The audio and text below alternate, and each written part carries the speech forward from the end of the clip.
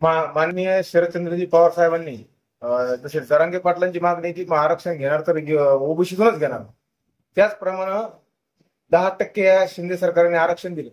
त्यामध्ये शरद पवार साहेबांचे सुद्धा आमदारांनी पाठिंबा दिला त्या 10% आरक्षणाला विधिमंडळात.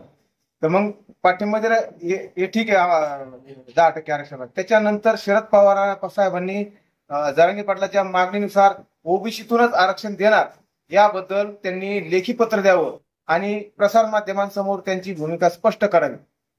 या संदर्भात आम्ही उपोषणाला बसणार आहे त्यांच्या शिरूर बंगल्यासमोर. त्या प्रत्यक्ष भेटून घेऊन आलो त्यांच्या कार्यालयामध्ये. नाही, त्यांच्यासोबत त्यांच्या मागणीनुसारच माझी मागणी आहे.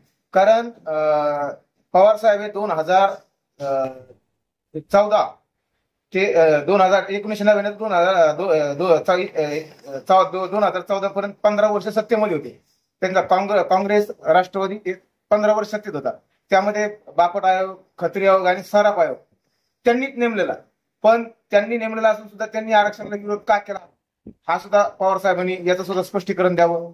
पुन्हा मराठा समाजाला जिल्हा परिषद, पंचायत समिती, नगरपालिका, नगरपंचायत, महानगरपालिका याच्यामध्ये राजकीय आरक्षणाबद्दल पवार साहेबांनी भूमिका स्पष्ट करावी. पुन्हा राजसाहेब ठाकरे यांच्या एका मुलाखतीत, रेकॉर्ड आहे बरं का, यांच्या एका मुलाखतीत आणि प्रवीणदादा गायकवाड यांच्या कार्यक्रमात आरक्षण बंद करून, हे आरक्षण सरसकट बंद करून आर्थिक निकषावर आरक्षण देणार असं द्यायला पाहिजे असं त्यांनी भूमिका मांडली होती. त्या भूमिकेवर ते आजही ठाम आहेत का? पवार साहेबांनी ओबीसीतून मराठा समाजाला आरक्षण देणार का किंवा देणार नाही हे याच्यातून कोणती एक भूमिका स्पष्ट करावी. आणि या सर्व भूमिकेच्या बाबतीत आम्ही जोपर्यंत त्यांनी ओबीसीतूनच मराठा समाजाला आरक्षण देणार, ओबीसीतून आरक्षण देणार किंवा नाही देणार हे लेखी पत्र त्यांनी द्यावं त्यांच्या सहीनिशी आणि पुन्हा प्रसार माध्यमांसमोर तसं व्यक्त करावं. आणि त्यासाठी आम्ही उपोषणाला त्यांच्या शिरूर बंगल्यासमोर बसणार आहे. आणि जर त्यांनी बसून नाही दिलं तर आम्ही आझाद मैदानावर बसणार. आणि आझाद मैदानावर जर बसून नाही दिलं तर आम्ही मी स्वतः एकटा माझा बलिदान केलं हरकत नाही, पण या गोष्टीचा छडा लावल्याशिवाय राहणार नाही. त्यांनी आमची जी मागणी ती रास्त मागणी आणि जरांगे पाटलांची सुद्धा तीच मागणी आहे. जरांगे पाटला सुद्धा व्हिडिओ बघा तुम्ही, घेणार तर ओबीसीतूनच आरक्षण घेणार अशा पद्धतीची आमची मागणी त्यांची. तुम्ही कुठच्या राजकीय पक्षाचे?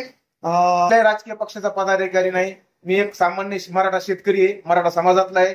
मराठा समाजाच्या विद्यार्थ्यांना काय फीसचे चटके असतात, कशी कशी फीस भरावी लागते, शेतीच्या उत्पन्नातून ती भरता येत नाही. आम्हाला एकूण आरक्षण पाहिजे.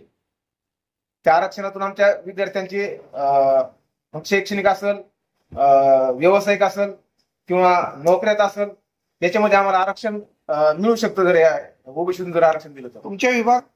आमच्या विभागाचे आमदार नारायण कुचे साहेब आणि बाजूचे राजेश टोपे साहेब, राजेशभाई टोपे साहेब आणि लोकसभेला खासदार कल्याण काळे साहेब आहेत. आणि कल्याण काळेची सुद्धा यांची सुद्धा भूमिका, यांनी काय केलं, आमच्या मराठा समाजाच्या मतावर निवडून आले.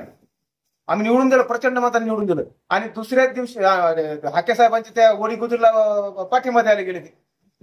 मग भूमिका स्पष्ट का होत नाही? मी महाविकास आघाडीचे प्रत्येकावर येणार आहे, पण पहिल्यांदा मला शरद पवार साहेबांची भूमिका त्यांनी स्पष्ट करावी लेखी आणि प्रसार माध्यमातून.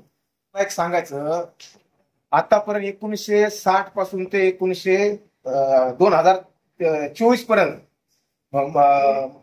मराठा मुख्यमंत्री किती होते आणि मराठेतर मुख्यमंत्री किती होते बघा तुम्ही. मराठेतर मुख्यमंत्री डबल 2 टर्म झालेले नाही, पण 3 टर्म शरद पवार साहेब हे मुख्यमंत्री झालेले, 3 टर्म. आणि बाकीचे 2 टर्म झाले. यशवंतराव चव्हाण असतील, बाकीचे सर्व 2 टर्म झाले. म्हणजे बाकीच्यांनी मनोहर जोशी एकच टर्म, देवेंद्रजी फडणवीस एकच टर्म, म्हणजे एक टर्म झाले. पण मराठ्यांचे सर्वात जास्त मुख्यमंत्री झालेले, काही काही 2 टर्म झाले. तुम्ही तपासा गुगलवर. त्याच्यामुळे सर्वात जास्त नुकसान हे मराठा समाजाने केलं, सर्वात जास्त नुकसान हे शरद पवार साहेबांनी केलं. आणि 23 मार्च 1994 चा जो GR आहे, त्या GR मध्ये 180 जाती ओबीसी घातल्या त्या. मग त्याच्यामध्ये 83व्या नंबरवर मराठा समाज होता. मग त्याच्यावर माळी समाज घातला, त्याच्यावर तेली समाज घातला, त्याच्यावर वंजारी समाज घातला, त्याच्यावर प्रत्येक समाज घातला. मग 83व्या नंबरवर मराठा समाज होता. त्याच्यावर राईटची फुली मारण्याऐवजी शरद पवार साहेबांनी पुन्हा क्रॉस फुली मारली. म्हणजे मराठा समाजाचं सर्वात नुकसान कोणी केलं असेल तर शरद पवार साहेबांना. आणि तीच आमची भूमिका आहे की त्यांनी आता स्पष्ट करावं.